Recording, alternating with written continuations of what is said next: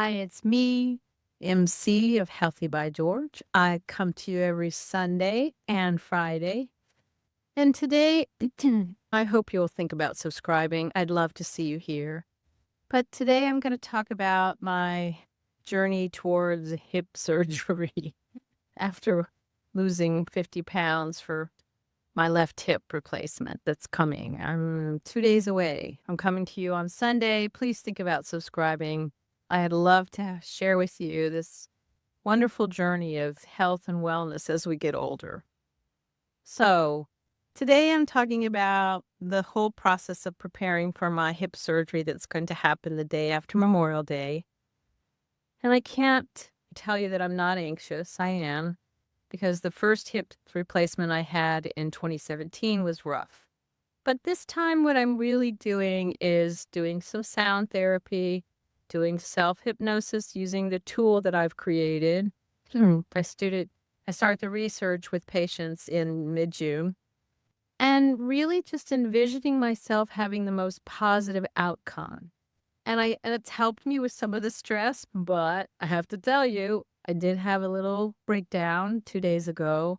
I was recollecting the challenges, and when you've suffered a trauma, I don't think we really realize in the moment when we're dealing with the trauma, we're working hard to get through it. We're using all of our capability of managing, of keeping positive. I was doing everything I could to see everything that happened through the most positive and promotion of well being as I possibly could.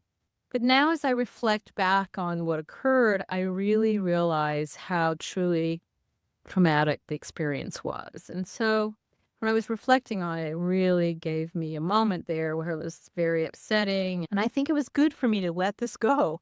I think we all have to let go of those moments in life where we have been confronted by the most stressful, challenging experience. And even though in the moment we were getting through it, we were using our grit, our resilience to do whatever we could to get through that stressful moment. Mm, Truth, to really allow ourselves to let go of that stress, we have to really release those feelings about the trauma, the fear, the the lack of trust that you're going to get through it, even though that you were doing everything in your power to do your best to move forward. You have to recognize and give yourself compassion. So that's really what I did 2 days ago. I just embraced the compassion. I shared with some friends. I reached out for support. I had my therapy session. I had an extra acupuncture session. I did everything I could to help myself deal with the stress. And so now I'm pivoting because as you prepare for hip surgery, you have to go through all these processes of stopping NSAIDs, which is no good. You have to stop anything like Advil, Mobic, anything that's an NSAID. So you can't do any aspirins, any blood thinners, none of the CBD stuff that I was using for helping me sleep, none of my supplements, which is sad because I really get a lot of benefit from the supplements I'm taking. I'm having some major stress and I'm working hard to use all the tools I have: meditation, breathing exercises, relaxation exercises, self hypnosis, sound therapy. And it's helping. It really does. If I didn't have all of these tools, I just don't think I would be approaching this as powerfully positive as I am and feeling that I'm going to have a magnificent outcome. My brother, he had hip surgery back, I think, a couple of months ago, and he did magnificent. He was up and walking like in 2 days. And I think it's been 7 years since I had the hip surgery in my right hip. I'm sure there's been many improvements since then. I'm offering up everything to the divine energy that surrounds us to be in the best place to have the best outcome of this hip replacement that's coming next week. So I encourage you as you work through whatever stressors that you're facing in your life. And even though I've had moments where I've had great outcomes and we have wonderful weeks and wonderful months where everything's going smoothly, somehow those bumps in the road show up. And we just have to have a toolkit of things that help us manage stress, help us manage anxiety, help us manage the fear that shows up.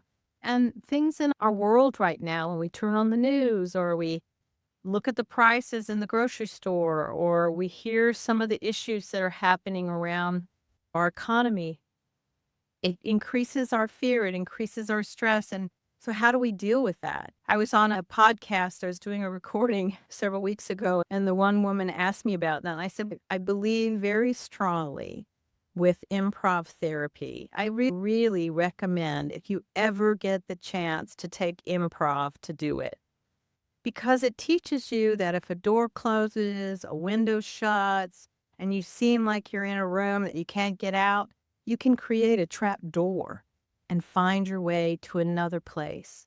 And or when we used to have issues with our improv that where things really weren't working, we would burn it down. We'd sing "Burn It Down." Someone would strike a match, and we'd burn the theater piece down, which was great fun. Or we'd all kill ourselves. Well, that was great fun too. But you can only do that in theater.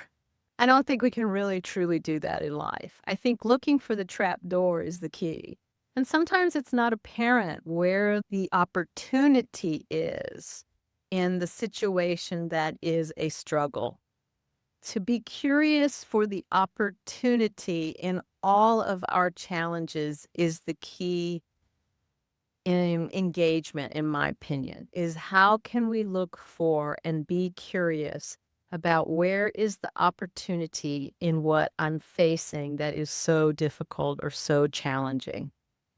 I know that sounds Pollyannish to do that, but truthfully, it's how I feel about life. I bring curiosity to the table and yes, and, which is an improv tool. You say yes, and instead of yes, but.